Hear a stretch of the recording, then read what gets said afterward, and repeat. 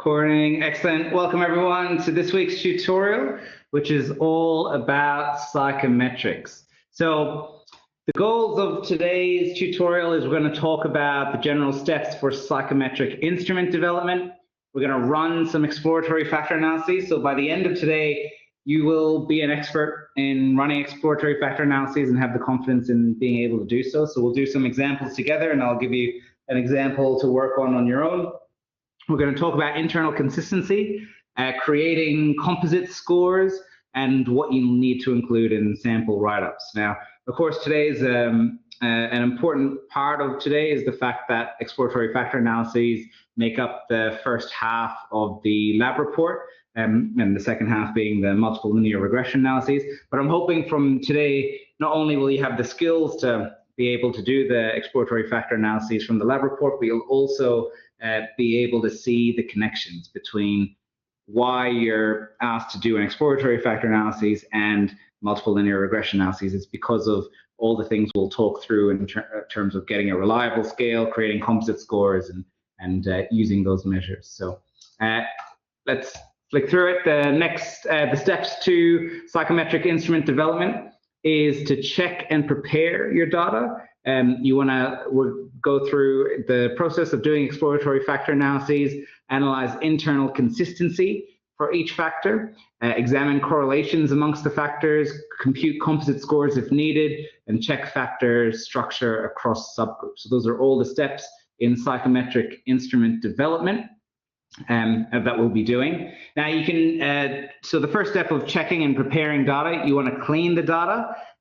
For the lab report, you want to follow the data screening instructions. So I've included a link there for you there, but if you go onto the lab report on Canvas, you'll see a lot of detail provided in terms of how you should be addressing each of the variables, what you need to do or look out for in the cleaning steps, and also reverse coding variables where needed so that they are all scored in the same direction, which is necessary for reliability, and we'll talk through an example of that today.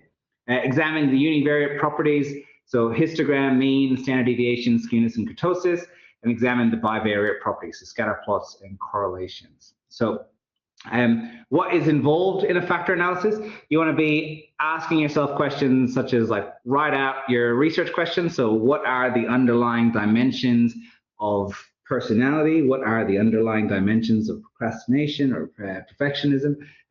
These are sort of the key underlying traits there. So that's what drives an exploratory factor analysis. Check the assumptions. You want to look at sample size, linearity, homoscedasticity, and factorability. So those are the main assumptions. You want to choose your method of extraction, so principal components analyses or principal axis factoring, remembering that they both yield pretty similar results usually, but principal components analyses is important for that dimension reductionality. And the rotation method, so orthogonal or oblique, or in Jamovi, Varimax, or Obleman, and conduct the exploratory factor analyses. Determine the number of factors, name and describe each factor, and identify the items that belong to each factor, removing problematic items, and repeat the analyses. Now, if you didn't watch the lecture, all of this will sound like I'm speaking another language to you. So all of this is covered in a lot of detail in the lectures, the process for factor analyses.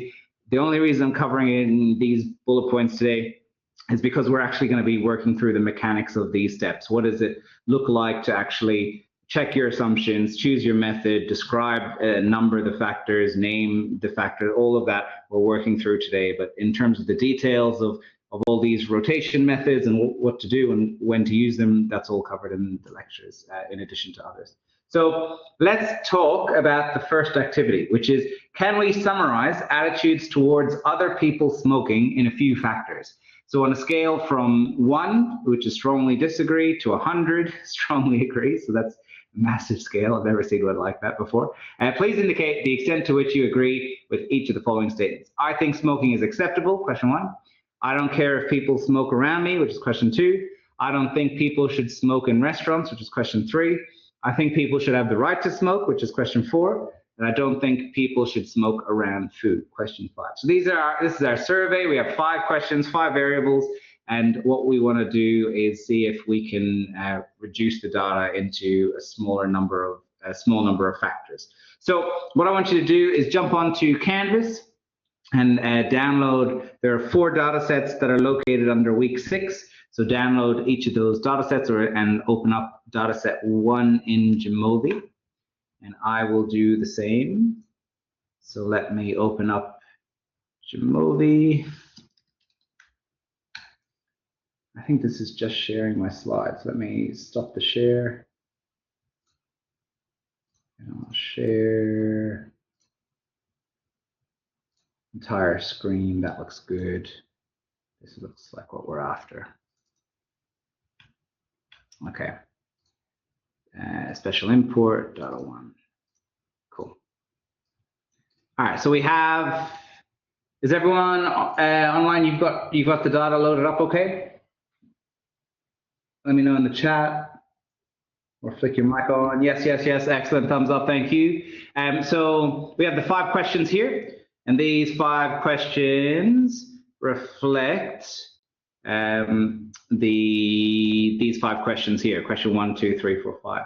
So it's all about smoking attitudes is the survey. So what we need to do is check and prepare the data. For today, let's assume the step has been done already by me. So you can trust that, although you should really never trust anyone when it comes to data, and just always check your descriptors. You should do exploratory factor analyses, analyze internal consistency for each factor, examine correlations amongst the factors, compute composite scores if needed, and check factor structure across the subgroups. So the theory for the assumptions, because the question's about reducing items into smaller number of factors, we'll use principal components analyses. So that's the type of analyses we'll do. We'll check the following assumptions. So sample size, what is the cases to variable ratio? At a minimum, you want more than 5 cases per variable. Ideally, you want more than 20 cases per variable. So we have 5 variables. So for the minimum standard, if it's 5 to 1 and we have 5 variables, then it would be looking at least 25 cases. For the ideal, we want 20 to 1. We have 5 variables, so that's 100 cases that we need to satisfy that threshold. Now, I've spoken about in the lecture how thresholds and guidelines, it's challenging, and you can see the variability already between these 2 guidelines. But really, the focus is to ensure you know that exploratory factor analysis is a data-hungry analysis. It needs lots of data. The more data, the better. These are sort of minimum thresholds you can use in reference in terms of whether you have sufficient data. So my question to you is, do we have sufficient data? Look at the data set and see if we have enough data. Do we have enough data?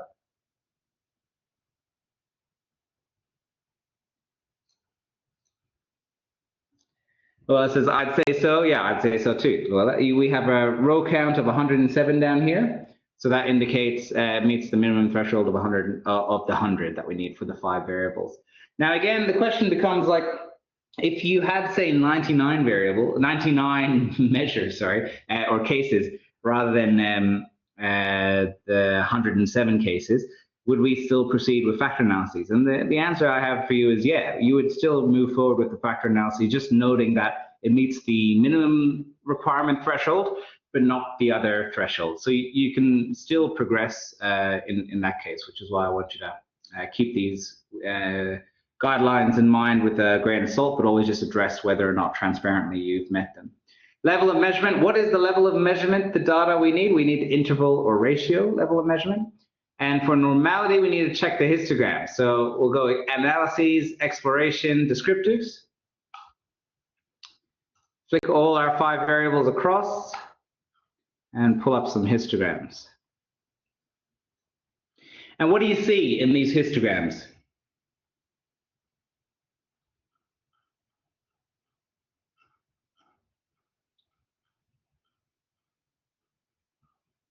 Anyone see anything?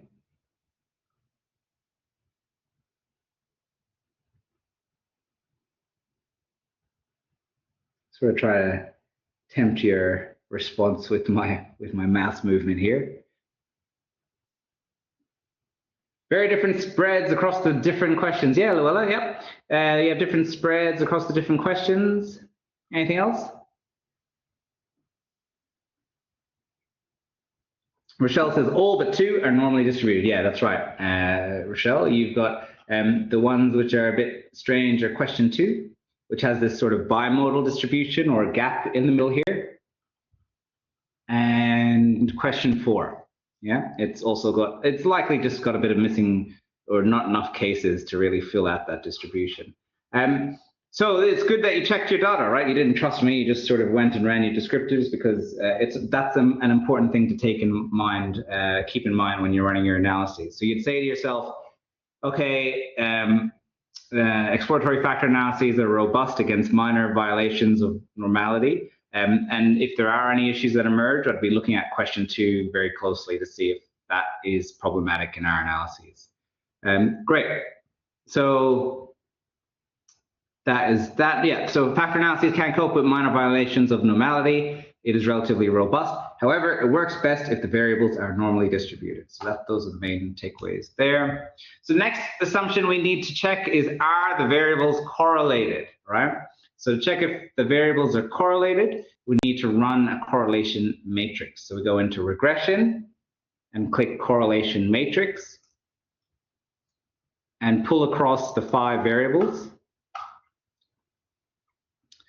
And what we're looking for here is that there are sufficient values greater than 0.3. So we have correlations greater than 0.3. So Pearson's R here is 0.87, which is good.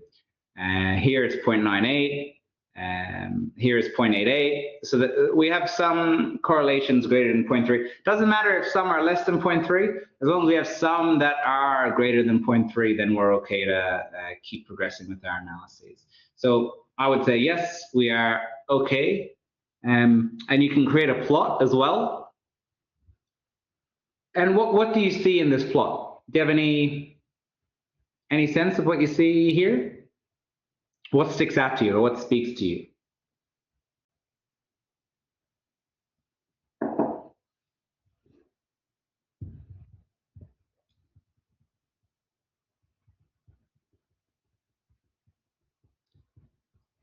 Keep in mind that the line is always drawn, whether your data is linear or nonlinear, and this is checking the assumption linearity. And whether your data is linear or nonlinear, it will always fit a line there. But what do you see here?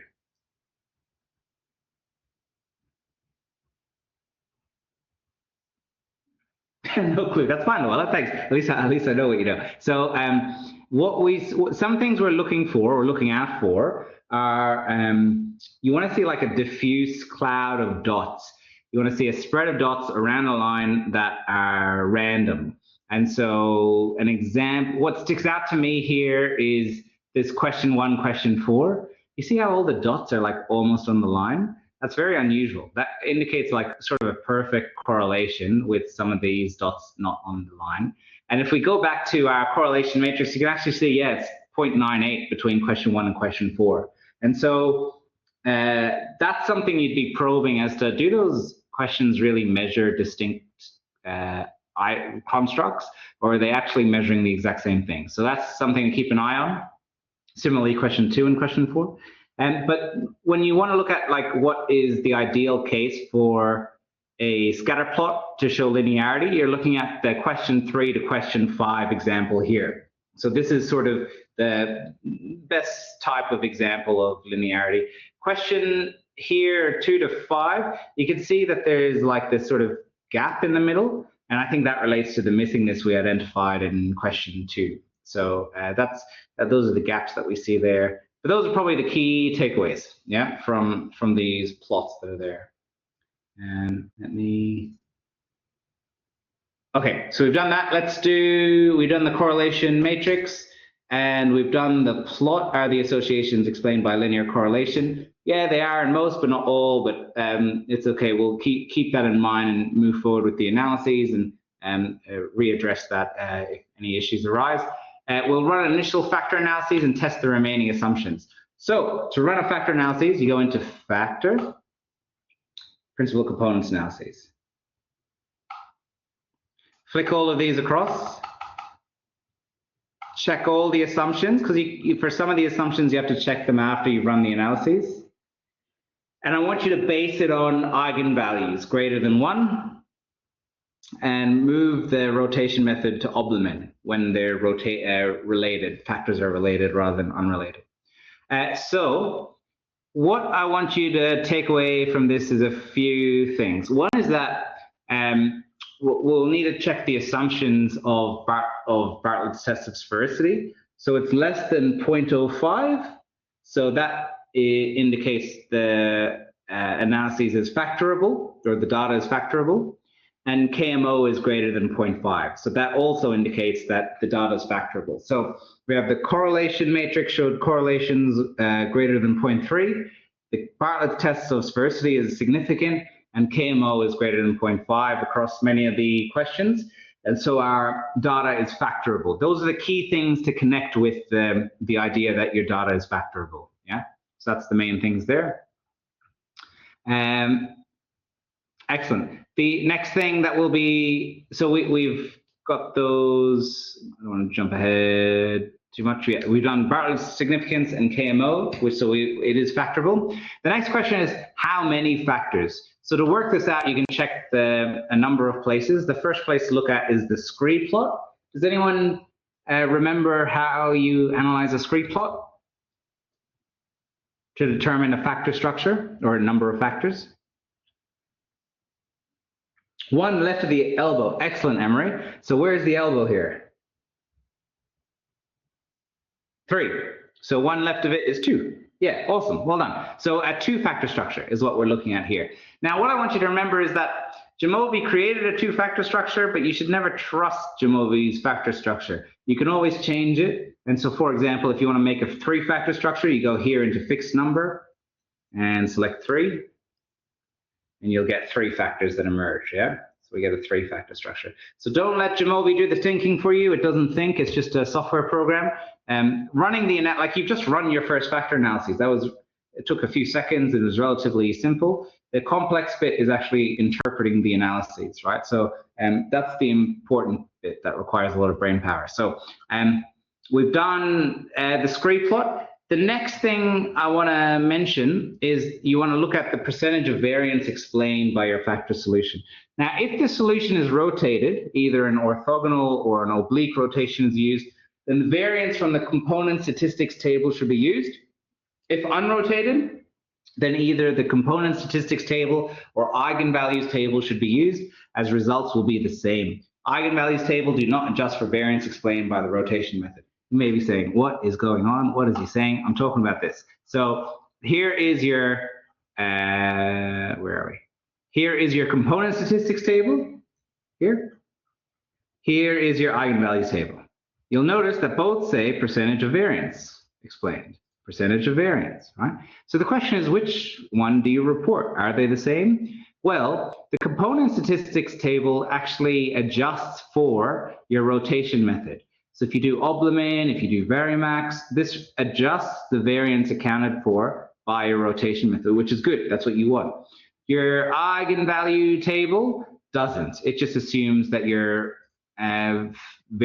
factors are not correlated, not related, not rotated rather to one another. So it's an unrotated solution. So you can check that and see. So here 1 and 2 have 92% cumulative percentage of variance. Factor 1 is 58.477, here 58.5, right? So they're exactly the same. Cumulative variance is 92. So the 2-factor solution is 92% of the variance accounted for. So that's the rotation for none. When you flick to something like Varimax, the percentage of variance for the first is 56.7, and in the eigenvalues table is 58.47. That's because this eigenvalues table does not adjust for the rotation method. So you always want to report the component statistics. Always report the component statistics variance, not the variance from the eigenvalues, yeah? Excellent. So we have, so I'll use the Oblament rotation method.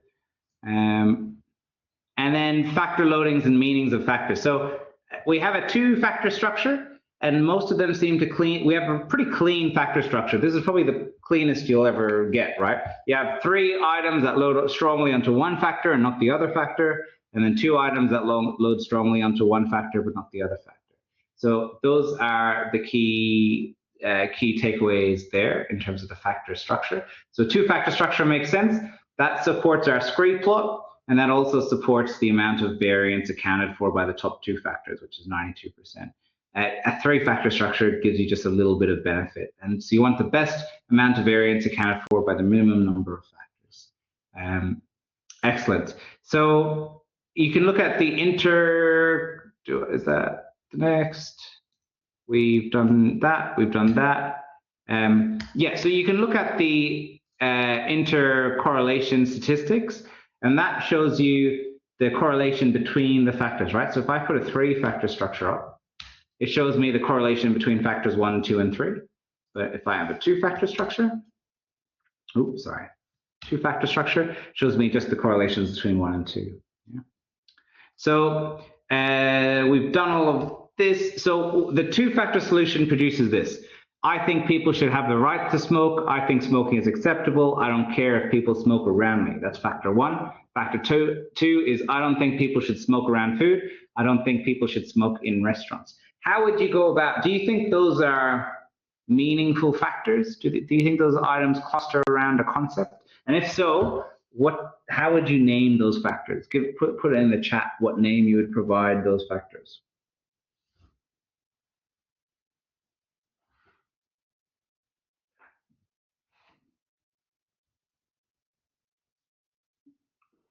Positive versus negative attitudes, yeah, right, that's fine. Yeah, so something like pro-social smoking, pro-smoking attitudes and anti-smoking attitudes, yeah, I think that's fine, right? So we have clear descriptions of the factors. Now, one thing I want to really impress upon you is the fact that there are all these statistics that you can use, right, in terms of determining your factor structure. We look at things like the scree plot. We're looking at things like the amount of variance accounted for. We're looking at how clean the factor structure is and if there's lots of cross-loading or whatnot. But what I never want you to forget is the fact that at the end of the day, your factor structure needs to be interpretable. For it to be interpretable, you need to have the items actually converge onto a meaningful factor. If you're having a factor here, if all the statistics work out well, but you're unable to think of a word that encapsulates your items, it's likely that perhaps you need a different factor structure, or maybe you just need to read into the literature to find the word to describe those items better. So those are the key things to keep in mind. But here we've used a two-factor solution. Yep, great. So should we use orthogonal versus oblique? So are you expecting factors to be related or unrelated? If related, choose oblique, which is Oblimin in Jamovi. If unrelated, choose orthogonal, which is Varimax in Jamovi. If you're unsure, choose oblique, then switch to orthogonal if the correlation between factors are smaller than 0.3. So we used Oblimin. We can flick to Varimax. And we see the amount of variance explained as 92%. We still have a clean factor structure, but it forces our correlation to be 0 so that the factors are unrelated. Yeah. And then if we go into Oblimin, again, a very clean factor structure, amount of variance explained 92, and the correlation is less than 0.3 between the factors. So which do you choose? Well, both pretty much produce the same factor structure, and both are interpretable. But there's only a weak correlation between factors 1 and 2, so you want to change to the Varimax rotation. So this is the one that you would use because of the weak correlation. Also, arguably, when you're looking at the factor structure, you realize that they're sort of focusing on different constructs, right? So we have pro-social, pro-smoking behaviors or attitudes, and anti-smoking attitudes, right? So in some ways, you wouldn't expect those points to be correlated. They're in some ways independent of one another. So having it as a Varimax or uncorrelated sort of makes sense in a theoretical way. So I'd probably keep it to that in this case. Excellent. So what are the things you note in a write-up? You would say we conducted a principal components analysis, which is the type of factor analyses we did. We used a rotated solution, which was the Varimax solution, because we assumed our factors were unrelated to one another, and this was demonstrated in the correlation being weak between the factors of negative 0.14. And did we meet the assumptions? No, there were many assumptions we missed. I think in this case we missed the normal distribution. I think there were some variables were not normally distributed. And I think that was the main one. Yeah. How many factors were extracted? We had a 2-factor solution, and it explained 92% of the variance. And what were the factors? Pro-smoking behaviors and anti-smoking behaviors. Yeah, so that's really the core concepts that you need in a write-up. And again, the lab report has a step-by-step breakdown of what you need to provide for that document. So here's just a brief example of it. All right, great. Any questions for that first one?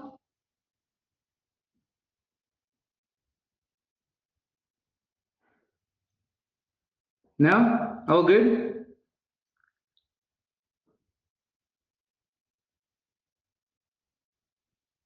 Yeah? Okay. Okay, just quickly one question, sorry. Please, please. No, that's what's go for it. Go for it. When you say that there was a 92% cumulative correlation, Yeah. is that because we're looking at, because there was a 2-factor analysis, we're looking at line 2? So the 92% here? Yes. Okay, Yes. sorry. So, oh, is it small? Is it? Oh, no, so it's just my computer. Don't worry. It's just me. Oh, no stress. Well, small computer tonight. I've increased it to 150, so hopefully that helps. I'll make it as big as manageable. Yeah, excellent. Let's go big or go home. All right, here we go. That's not you. That's all right. So this cumulative percentage is adding the variance of each of these factors. So it's a 2-factor solution. So the first one is 56.7, which is why it's 56.7. And this one is just doing the addition for me. So it's saying 35.3 plus 56.7 is 92. So if I want to say how much of the total variance does my factor solution encompass, this is just a quick addition metric to look at, the 92. Perfect. Okay, mine's different because I've got it to 3 components, not 2 components, which is why. That's okay. So let's do it to 3 components. Okay. Yeah. So if you got 3 components, your total will be 96.8 because it's adding these 3. So that's an example where you have more variance accounted for by your structure, which is good. But then we need to say, well, is this an interpretable solution? And so we need to look at the items, see what they map onto. But there's a lot of cross-loading that's occurring here. So it's not as clean as the 2-factor structure. Yeah. Okay, now that makes sense. Thank you. Oh, no worries. No, good question. Excellent. So let's talk to the next data set. So this data set looks at teachers rated students across 15 classroom behaviors. Can we summarize classroom behaviors into a smaller number of factors? So we have tutorial 2 data set. So I'll give you all some time to load that up. I will load it up too. Oh, no, I need to go new. And import data 2. Not delete these columns. All right. So we have 15 behaviors. Yeah. So 15 behaviors, and here is what they correspond to. So concentration, curiousness, perseverance, even-temperedness, placidness, compliance, self-controlled, relates warmly, sustained attention, communicative, relaxed, calm, purposeful, activity, cooperative, and contented. So, and for each of these, it's on a scale. For example, concentrate is can't concentrate on any particular task, easily distracted, or can concentrate on any task, not easily distracted. So it's all on a scale there.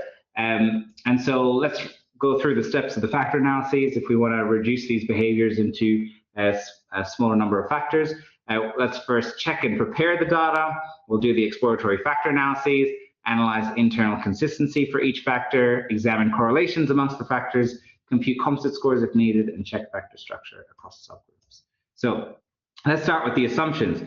Run a correlation matrix for me and ask the question, are they factorable? Prior to doing that, let's do some descriptives first. So we go descriptives, exploration descriptives, pull everything across. Yeah. And you have your descriptives here. And then you can do your plots to generate. All right, so what do people see in these descriptives first?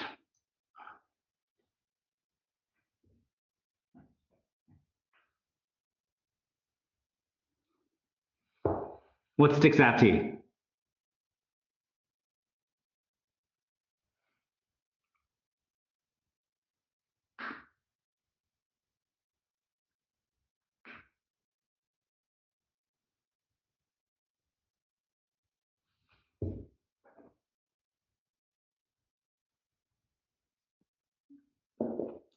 Left aligned. Rochelle, what do you mean by left aligned? Can't think of the right word, but I know the tail is going to the left. Ah, I see what you mean. Yeah, now I get you. Yeah. So on the, yes, they're all, yeah, there you go. See, teamwork, dreamwork. All right, so they're all negatively skewed there, yeah? So much of the data points are on the upper end of the scale, yeah? So that's good. So that's not good in the sense of good that you noticed it, but we want it to be normally distributed. Other things you'd be looking for is like how much missingness there is. So there's about 86 across for each of them. Yeah, excellent, Walla. And so I'd be asking the question of, are these the same 86 cases across each of these variables, or is it actually different cases across them? And so what's the degree of missingness across? And so you could look in your data to see or answer that question. I also am noting that it's minimum 1 to 5, so a max to 5, so that's the scale that it's on. And you've already noted the negative skew, which is excellent. There's one more critical thing to know. Anyone know what it is?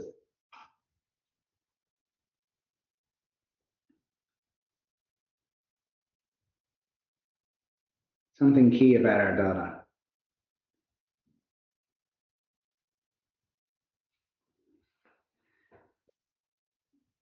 The median for all of them is the same. Yeah, it is all the same. It's all 4. I think that largely reflects the positive skew, sorry, the negative skew that we see across all of them, and the fact that it's a very small scale. So it's like 1, 2, 3, 4, 5. So it's not a lot of variability there.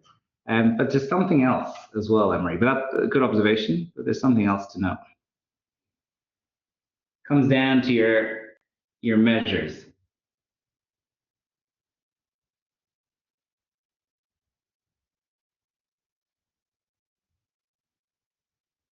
Starts with an O,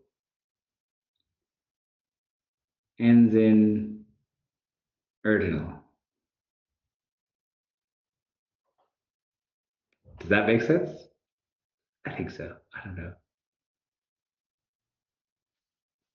There we go. Great. So yeah, they're ordinal, right? And I can see that so quickly because of my little blue bar here. Now, Jamovi will still work, but on principle, you should know that you need interval or ratio data for your analyses. So the question is, you have to justify, yes, the scale is meant to be interval for these analyses. So that's just something to keep in mind with your data set. And then the cases to variable ratio, we have, what is it? There are 15 variables, and we've got 1,500 rows, yeah, 1,500 cases. So 15 variables times 20, which is, remember that 1 to 20 ratio, we're looking at 300 cases we need. And for the minimum one, we need, what is it? 75 cases. So we're well within, over the thresholds there. So we have enough data for the analyses. Those are some key things to think about. Okay, excellent. So let's, now that we've done that investigation, let's do our correlation matrix. We go analyses, regression, correlation matrix, pull everything across, and tell me what you see in your correlation matrix and give it a plot as well. What do you see in the numbers?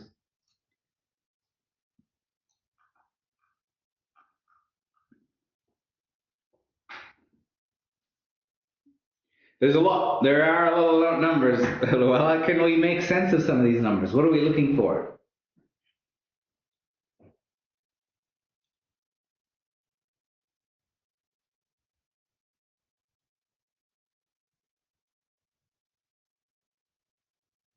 Anyone know? Why are we looking at these numbers? A lot are above 0.5. Yeah, that's right, Rochelle. But we're actually, for this one, we're actually looking for 0.3 as a threshold. So are there variables that are over 0.3 in the correlation? And also, we're actually looking for a bit more than that. It's actually called clusters of correlation. So you want to try to see, are there areas which cluster together? So all of this could be argued as a cluster here, because there's like a cluster of 0.3s. Here is another cluster, yeah. So here's a cluster of 0.3, greater than 0.3s. So all of this indicates our data is factorable, yeah. That's the key thing. If it's greater than 0.3, indicates data is factorable. It doesn't matter that there's some that's below 0.3, and it doesn't matter if it's not significant. We're really just focusing on, are there some variables that meet the criteria for factorability? What does our plot show us?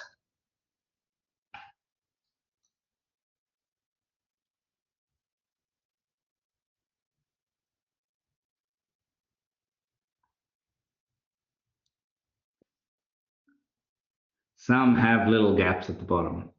I'm impressed you saw that. To me, I see absolutely nothing. These plots.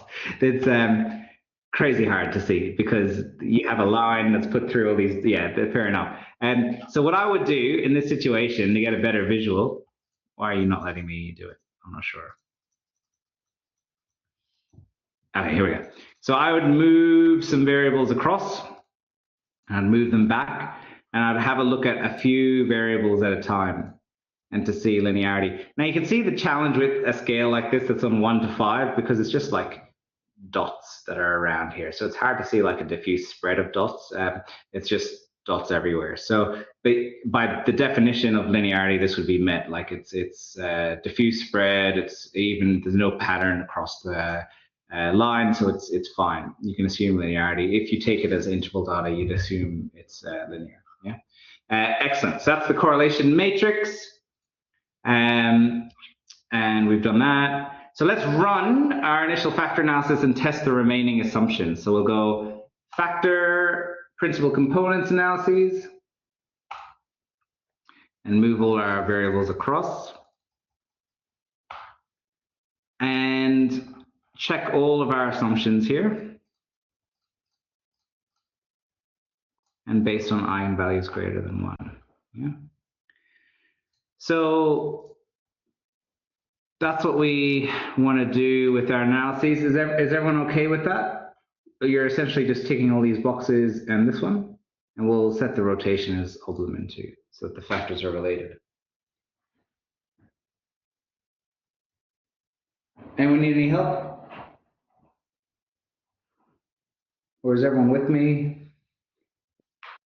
Yeah, cool. Thanks, Luella. Rochelle, you all right? Emery? Yeah, awesome. Okay, thanks, Emery. Rochelle, how you traveling? Yep, good. Sorry. Oh, no, wicked. No, all good, all good. Just want to make sure everyone's following along. So excellent. So let's focus on, so we've done that. Let's check the factorability again. So we've done it through the correlation matrix. Let's check Bartlett's test of sphericity. It's less than 0.05. So we know it's significant. So it's our analyses or data is factorable. And then the KMO is greater than 0.5, and so that's also indicating our data is factorable, right? So we have 3 lines of evidence converging to the fact that our data is factorable. The next thing we do is say, how many factors? So we look at our scree plot. So here's our beautiful scree plot. How many factors would you see there?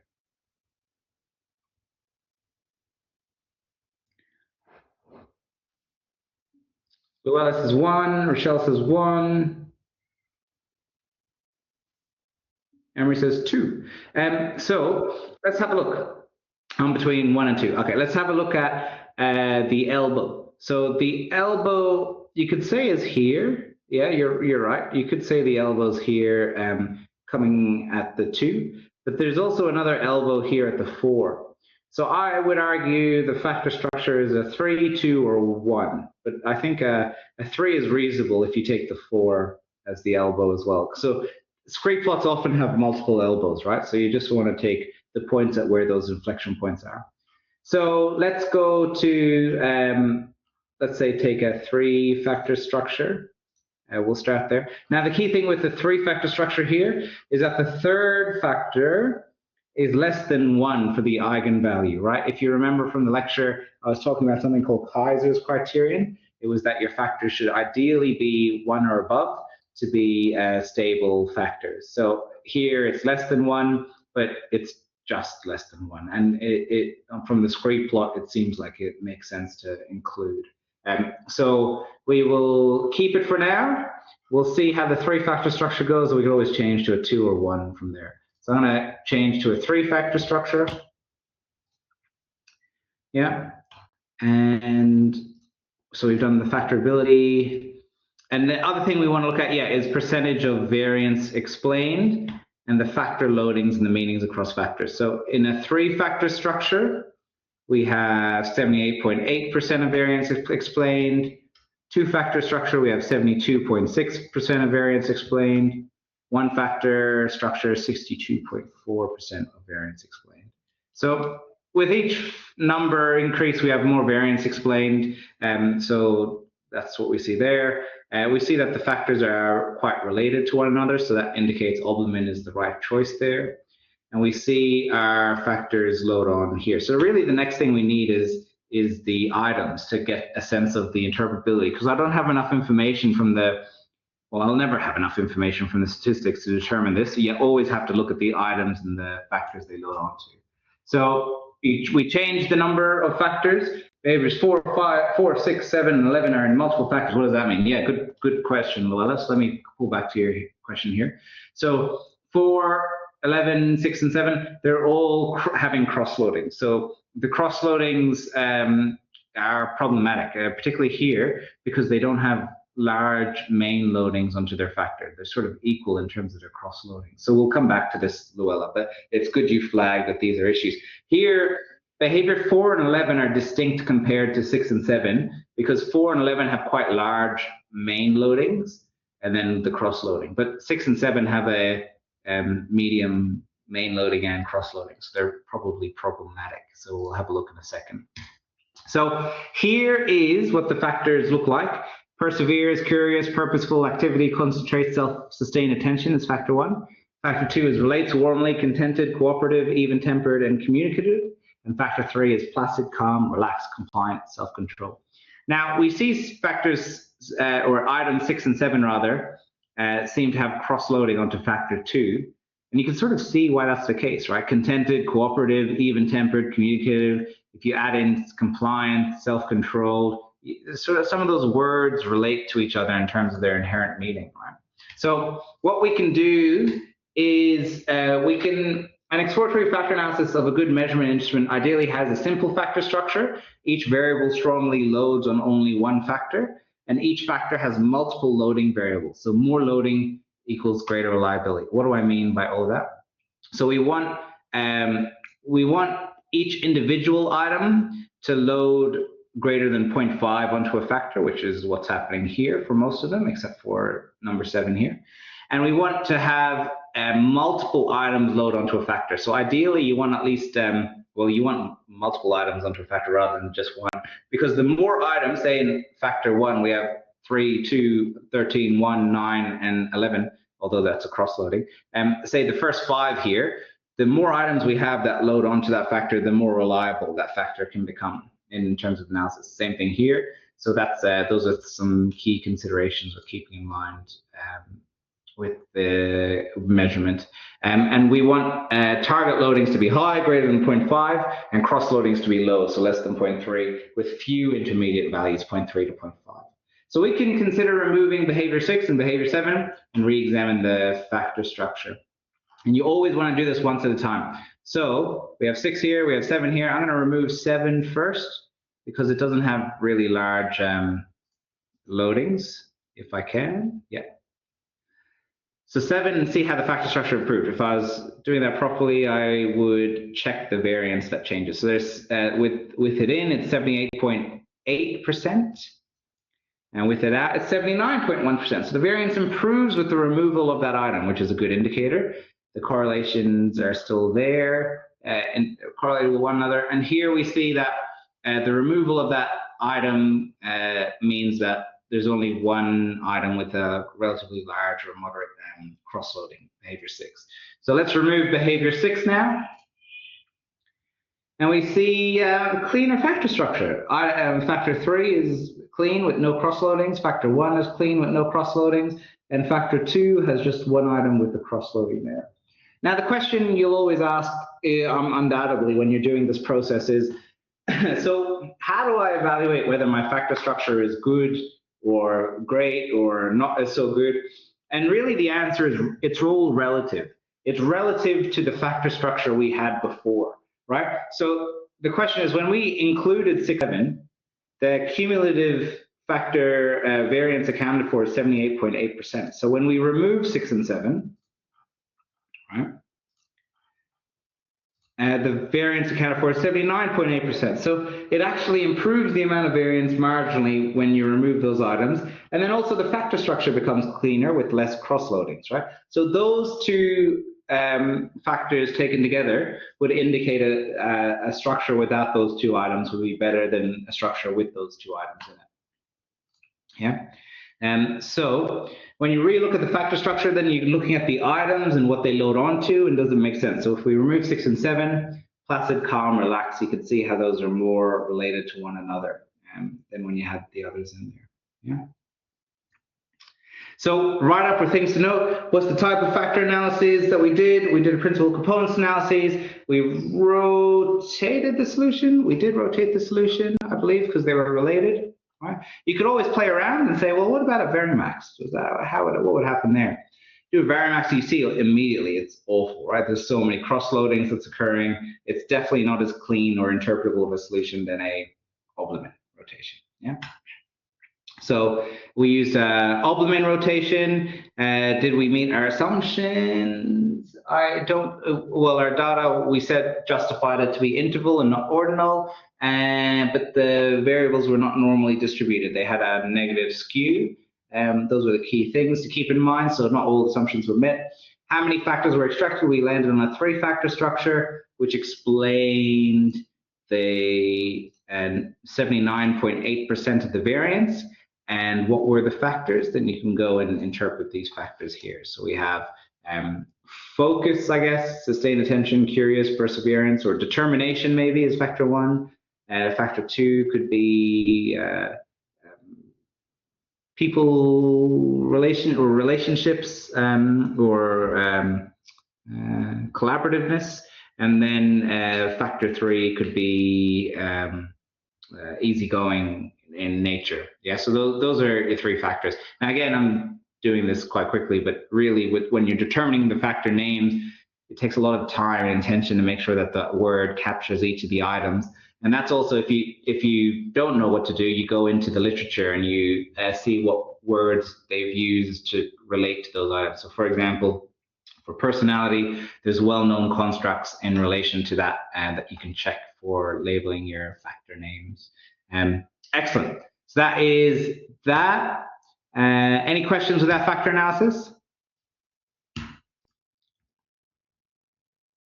No? Okay. In saying that, I think you guys deserve a break. So no, I know you guys deserve a break. So go take 6 minutes. We'll come back at 6:35, and then we'll kick off with the next part of the tutorial. Yeah.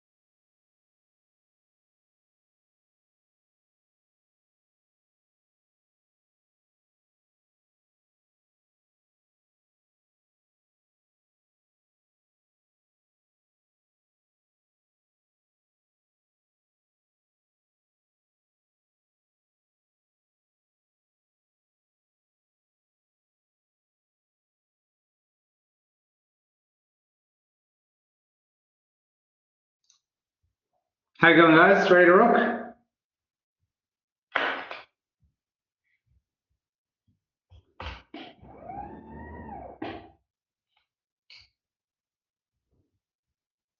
Maybe. Maybe not. Maybe need another minute.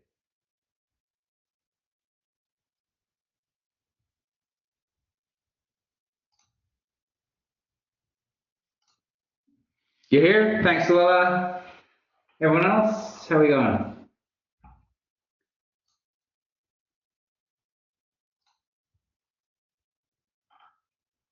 Ready to get back into it?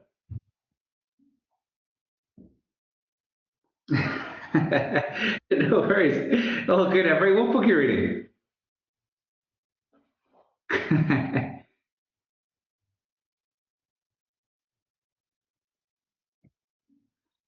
The Names by Florence Knapp. Interesting. Right.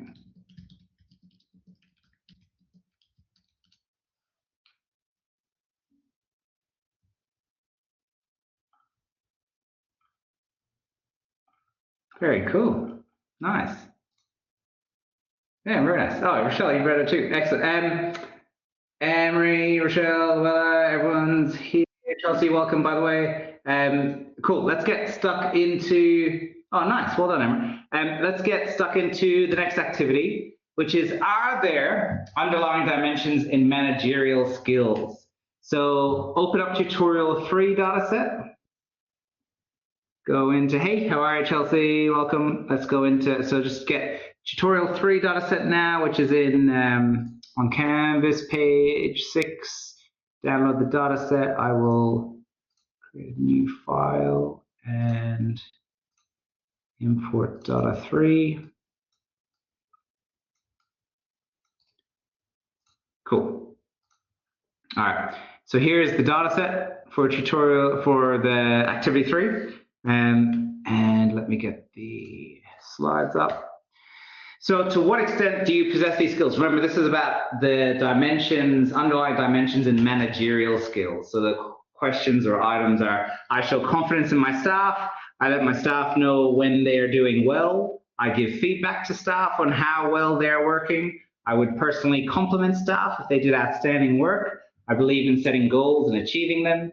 I achieve the things I want to get done in a day. I never try to put off until tomorrow what I can finish today. I plan the use of my time well. I remain clear-headed when too many demands are made upon me. I rarely overlook important factors when plans are made, and I handle complex problems efficiently. So those are all the questions or the items in the, or the variables, all the same word, in the data set. And so what I want you to do now, I'm going to give you just under 10 minutes. I want you to have a go. I want you to run your descriptives, investigate the variables, identify if any of the assumptions are met or not met, check the correlation matrix and KMOs and Bartlett's test to have a sense of the factorability, do a principal components analysis with the Oberlin rotation, look at the variance explain, examine eigenvalues and straight plots, component loading matrix, and ask yourself how many factors are there and what are they, yeah? So work through each of those steps. I'll give you 10 minutes, and probably one of the most time-consuming parts is going to be this last question as well, of determining how many factors and what are they. So I want you to name the factors. So look at the items and name the factors. So I'll pop it back onto the items section. And if you have any questions, let me know. Yeah. All right, pop them in the chat if you have questions and crack on with that.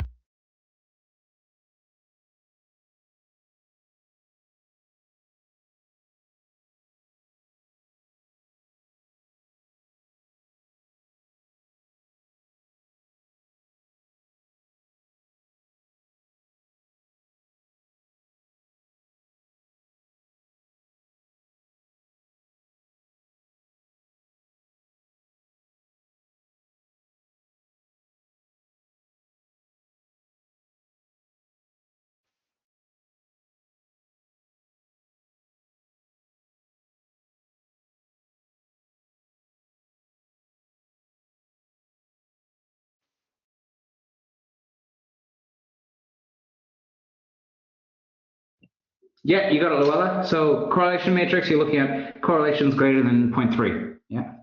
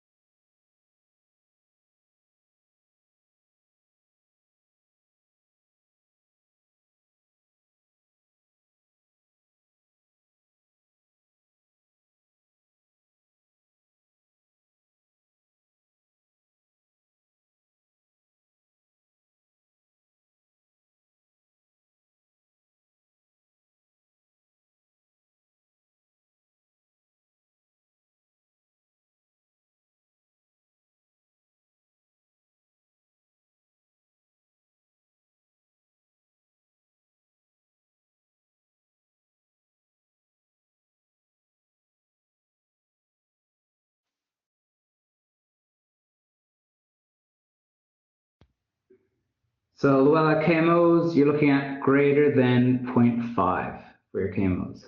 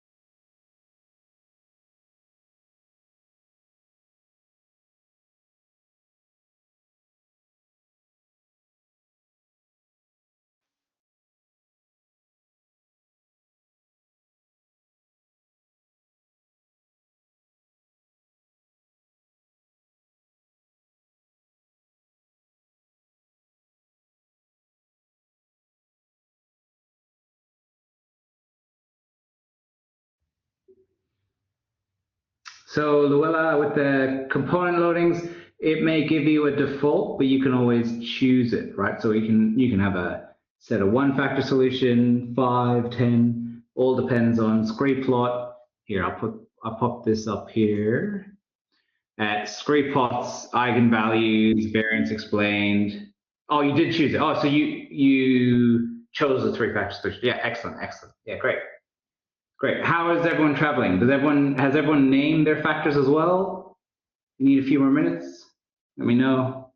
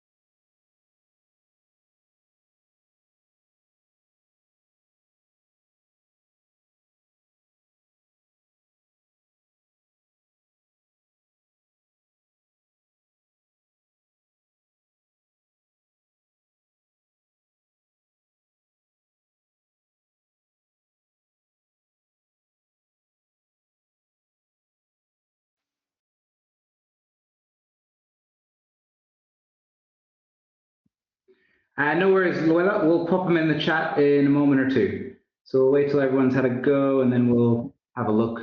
Awesome, thank you. We'll give it another minute or two.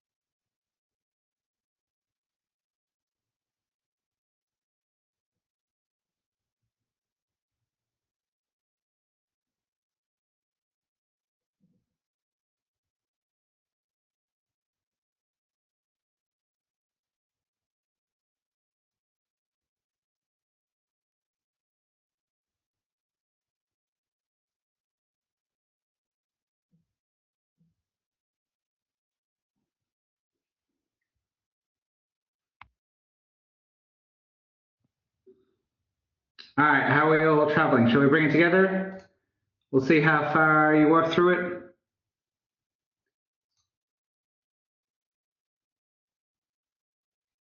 Yeah? All right, let me pop this back on. All right, cool. So let's have a look at how you went. Let me pop this on. So firstly, when you did the descriptives, what did you notice? Anything in your data?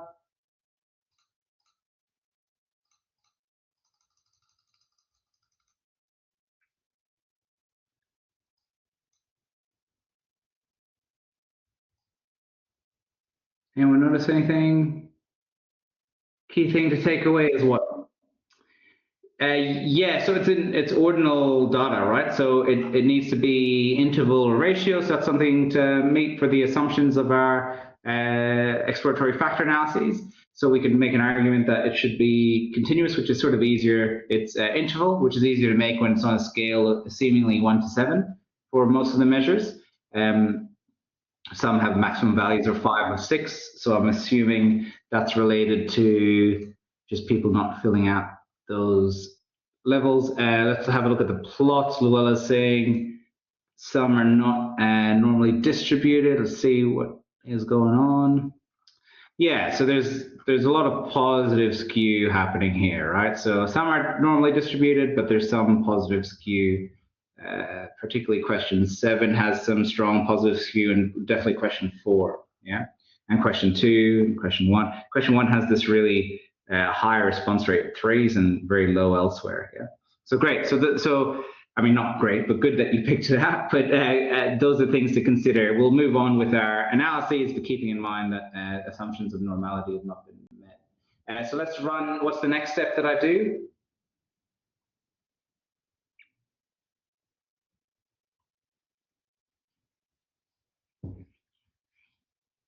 After I've done the distributions, check the data, the level correlation matrix. Excellent, Emery. So let's go regression, correlation matrix, pull it all across. And what am I looking for here?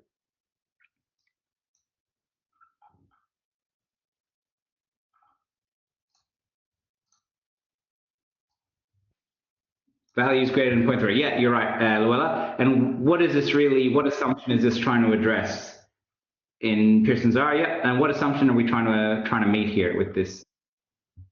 Excellent, Luella. Yeah, factorability. Yeah. So this is all about factorability, and we want to really look for clusters of scores greater than 0.3. So here's a cluster here, or even larger cluster here. That's 0.2. Here we go, 5. Here's another cluster here. Yeah.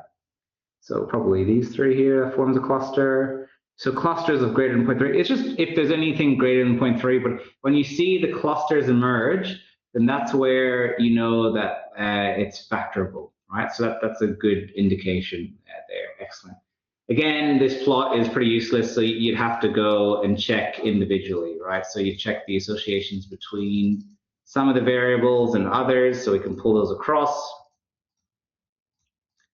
and have a look. I'm not good at finding the clusters and all the numbers. Yeah, honestly, Luella, don't worry too much about it. I just want to raise it as a point so that you know what to be keeping an eye out for. So when you see those clusters there, but if you don't see them, at the end of the day, if you just look for individual values greater than 0.3 and you see several of them, then you should be good to say that assumption has been met. But yeah, it does take time to sort of recognize that. So here, what you see, I see like a lot of missing values at some of the extreme ends of the scales for some of these, which seems problematic for the linear assumption there. So again, not great in terms of meeting the assumptions, but we can move through in regards to the next section, which would be doing the factor analyses. We put all the variables. So the main thing when things aren't meeting the assumptions is just making sure you're noting that transparently. And so I'll click all the assumptions checks, but it is indicating it's factorable. Maybe we're just not getting the factors that we need. So hopefully everyone was able to cruise through this and get that all of this produced. We're looking at Bartlett's test to see that it's significant, which is great. So, and KMO is greater than 0.5. So both of those things are indicating what? Our data is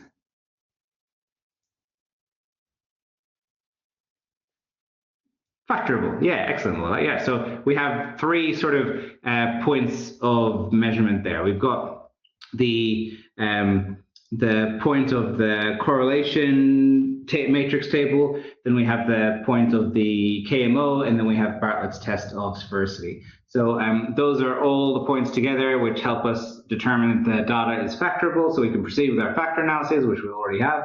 And then we have a look at our scrape plot. What do we see here?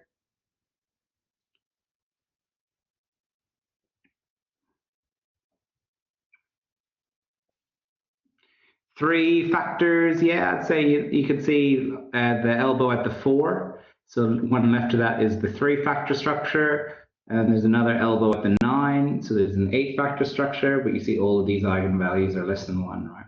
So probably the 3-factor structure makes the most sense based on the scrape plot at least, but it could be a 2 and it could be maybe a 4. We'll see how we go. So basically we're looking at the variance explained to help us determine this. In addition to the loading. So when we look at the variance explained, 68.9%, when we look at whether the factors are related, 1, 2, and 3, they do seem pretty related, 0.3. And then we look at the principal component analysis, and this is like a dream. You would never really get this in practice. So this is the dream. It's a very clean factor structure that's emerged for us here. So there's no cross loadings, there's lots of high loadings onto the factors, so that's really, really good indicator, right? We could change, but then I think at this stage, the next thing to do is just to look at whether this is the appropriate factor structure. So to do that, you'd look at the individual items and then try to name those. So I think I popped them up here for you. So what did we get for factor 1? Did anyone have a name that they created for that item?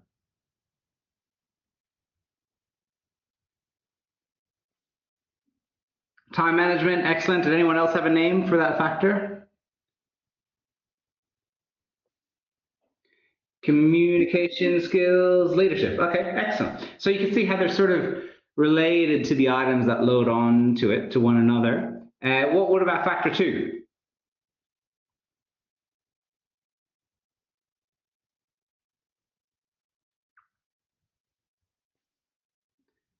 Yeah, I thought so, Willa. Yeah, communications factor. Yeah, no worries. Factor 2, Rochelle says staff management.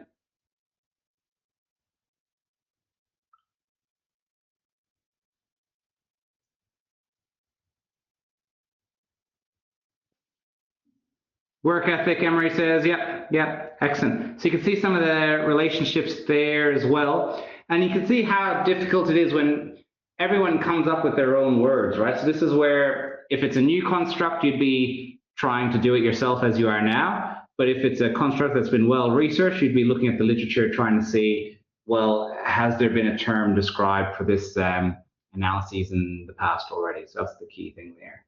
So that is everything there in terms of that. And then there's a third factor. You can go on and name that as well.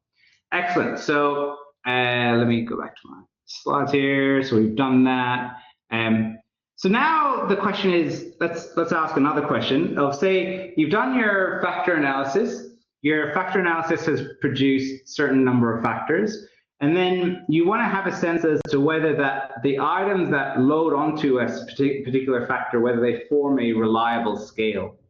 So how do we do this? Well, first let's load the tutorial 3 dataset 4.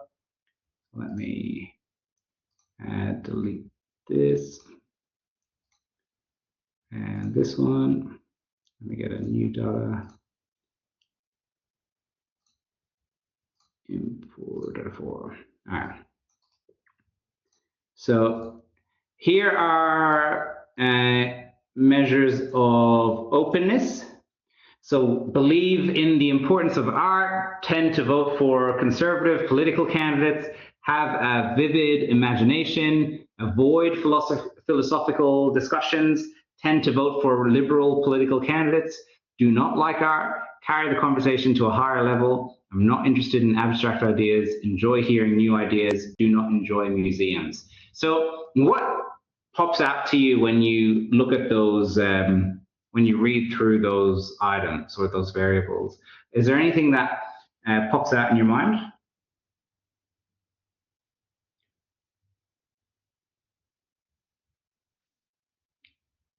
Yeah, perfect, Luella, right? There's some inverse questions. Some are pro-openness and others are con-openness, right? So pro-openness is like believe in the importance of art. If you said strongly agree, that would be like a 10 or whatnot. And then do not like art, if you said strongly disagree, that'd be like a 1, right? So they seem to cancel each other out in terms of how they're worded currently. So for a multi-item scale, how do we know if the items work well together to form a reliable scale? Well, we assess internal consistency, which we're going to do right now. But before doing that, we need to make sure all the individual items are measured in the same direction. So items 2, 4, 6, 8, 10, based on my reading of them, are measuring in the opposite direction of the remaining items. So for example, item 1, believe in the importance of art, is a pro trait. The higher you score, the more open you are to experience. And item 6, do not like art, is a con trait. The lower you score, the more open you are to experience. And so when you look at the 2, 4, 6, 8, 10, 2 is tend to have vote for conservative political candidates, 4 is avoid philosophical discussion, 6 is do not like art, 8 is I'm not interested in abstract ideas, and 10 is do not enjoy museums. So you see those are all the con traits. So what I'm going to do is I'm going to reverse code them so that higher scores mean more openness rather than having them cancel each other out. So that's what we're going to do. We're recoding those con traits, so higher scores means more openness. So we want to right click. Let's start with variable 2. And I think this is the old one. So let's go variable 2. We want to right click that, go transform. Yeah, right click, transform. And we want to create new transformation. Create new transformation. And in this variable, this is on a scale of 1 to 5. So we want to do 6 minus source. And then enter. And that will reverse code all of the data for us. Now we can provide a description for that. So we can describe, say it's called reverse code, and reverse code's 1 to 5. So reverse code is the name of it. Reverse codes 1 to 5 scale, and we'll give it a suffix called I. The suffix is probably the most important thing because you'll see in a moment that that allows us to identify the variable. And so how do I know it's reverse coded? Well, if you change this one to continuous, you'll see that the 1s become 5s and the 2s become 4s, and vice 3s stays as 3s. So that's reverse coded. Now it's 2, 4, 6, 8, 10, all the even numbers. And so now we need to do number 4. So we right click, transform. And the beautiful thing now is you can use your existing transformation. You don't need to create a new one. So you just go reverse code and it applies it automatically. So I go to 6, right click, transform. I use my reverse code transformation. So once you have a transformation ready, It actually makes life really easy as long as the scale for all of the measures are the same. So which it is in this case. So you can go here, right click transform, reverse code. Yeah. Is everyone with me in those steps? Anyone need any help, or does it all make sense?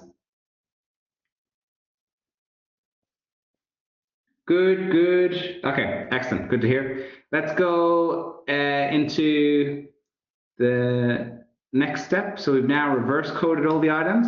So this is just a visual explanation of what I've said verbally. So the scale's on 1 to 5. And so the formula is 6 minus the original value, so 6 minus source. Why? Because of 6 minus 1 becomes 5, 6 minus 2 becomes 4, 6 minus 3 becomes 3, 6 minus 4 becomes 2, 6 minus 5 becomes 1. So because the scale starts at 1, you need to like add the 1. You have to subtract the score from 6 rather than 5. If the scale started at 0, then you could subtract from 5, but it starts at 1, so you have to go from 6.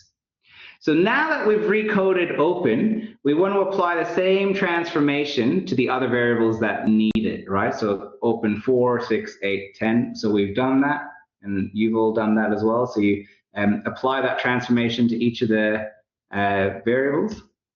And so now that all the variables are pointing in the same direction, so now with the reverse codes, higher scores on all the items means more openness, and lower scores means less openness, right? Whereas before, they were sort of inverse of each other. They were saying the opposite thing when you have the higher scores. So we can now see how well these scores fit together to form a reliable scale. So hopefully you're seeing the connection now. You do the exploratory factor analyses. After you do that, then you look at your factors, and now we're trying to say, well, hey, do these factors form a reliable scale? And so to test that, we need to do a reliability analysis. So to do so, we need to make sure that we add all the variables in. Now be careful to add all unrecoded odd number items and all recoded even number items. In other words, ensure that even number items that do not end in R stay on the left side of your window. So I'll show you what I mean by that. You go into, so we're going into analyses, factor, reliability analyses, factor, reliability analyses. This is where we're going. So we'll select that. And then we want to put across 1. So all the odd ones first, 3, 5, 7, 9. And with all the even ones, we just want to include the ones with the R. Remember, these are the ones with our suffix that's included, and so that's the ones that we've applied the transformation to. So they've been reverse coded. So we want 2 with the R, 4 with the R, 6 with the R, 8 with the R, and 10 with the R. And we want Cronbach's alpha if the item is dropped, and the item rest correlation. And if you want an explanation of these components and what they mean, you can check out the lecture for this tutorial. And so what we see here are a few things. The overall Cronbach alpha is 0.77. So our scale is reliable, and I think I kept the guidelines here. So for Cronbach's alpha, if it's less than 0.6, it's unreliable. If it's 0.6, it's okay. 0.7 is good. 0.8 is very good or strong. 0.9 is excellent. 0.95 is where it may be overly reliable or redundant. So it depends on what is being measured. So you want to make sure that it's as good as possible without being a measure that's sort of measuring the same thing across multiple items. So here we see Cronbach's alpha is 0.77, so it's good. And then what you're looking at is if the item is dropped. So is there any item that would actually improve Cronbach's alpha meaningfully if it was dropped? Anyone have an idea?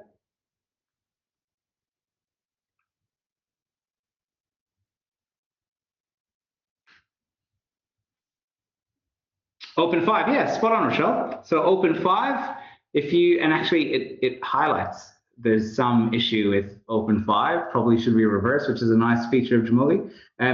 But open 5, so if we remove open 5, our Cronbach's alpha should shoot up from 0.77 to 0.84, which moves it from good to very good or strong. So I know that this number 0.771 will become 0.842 when I remove open 5. because that's what the if item dropped Cronbach's alpha shows me. So if I'll remove it, it becomes 0.842. Yeah. So excellent. So that's Cronbach's alpha with it removed.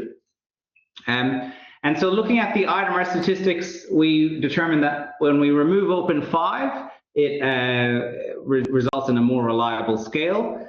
So open 5, the item was tend to vote for liberal political candidates. Now, this item was not related in the expected direction, and removing the item would improve the reliability of the scale. Why was this when we thought that higher scores meant more openness?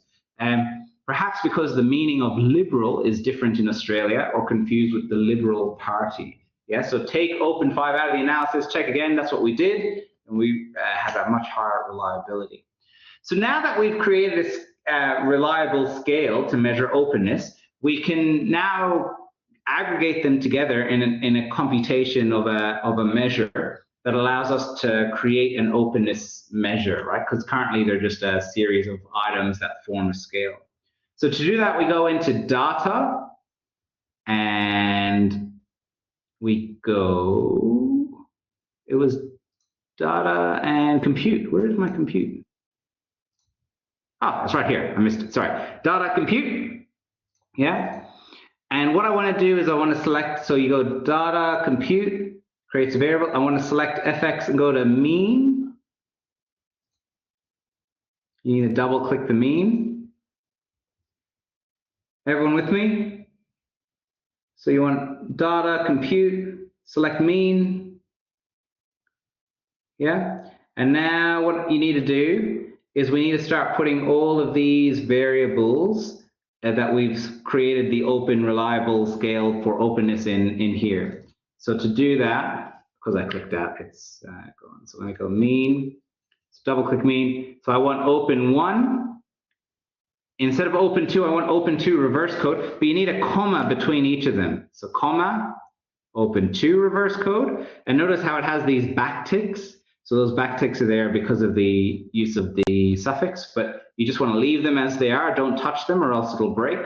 And then you do comma, open 3, comma, open 4 with the R, and it'll produce the backticks. Just leave them, comma, open 5. Actually, we don't want open 5. We removed open 5 from our reliable scale. So actually the next one is open 6R.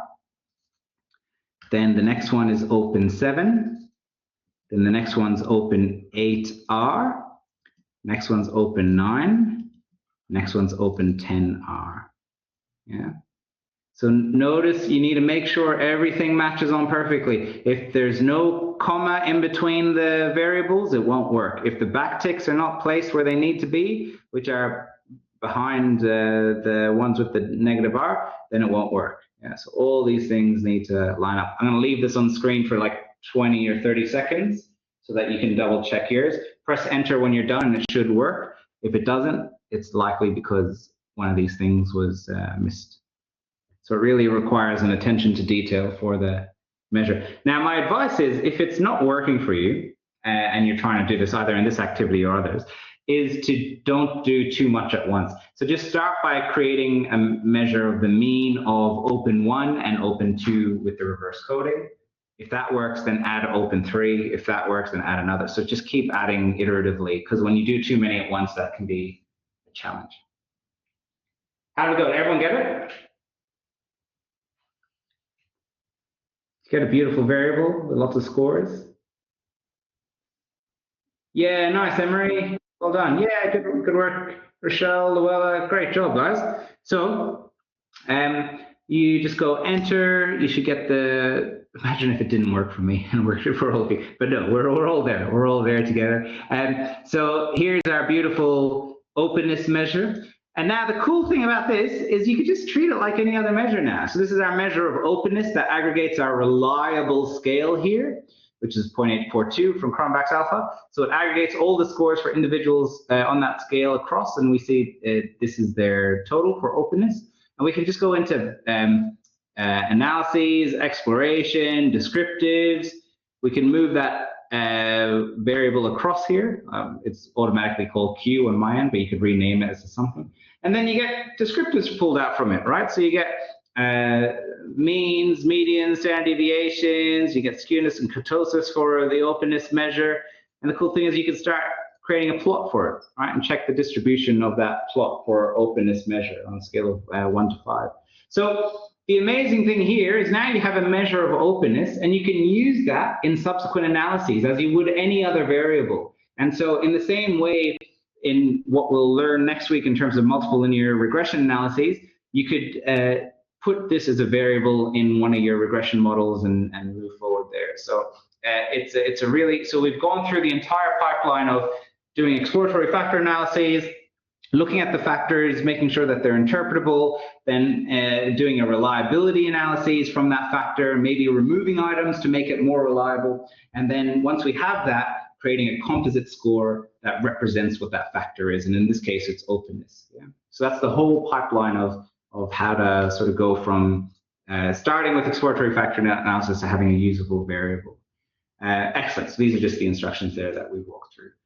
So now that's what we've done. So we've created descriptive stats of the variable. And remember, because of our reverse coding, higher scores in this variable means greater openness. So you can have interpretations of that variable there. Excellent. Any questions at all about any of that?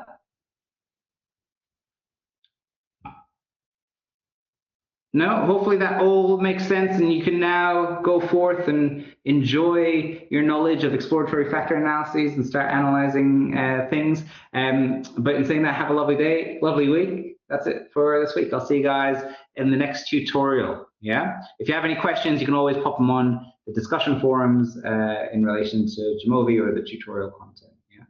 All right. Have a lovely day, guys. I'll see you guys next time. No worries. Well done. Good work today. See you guys.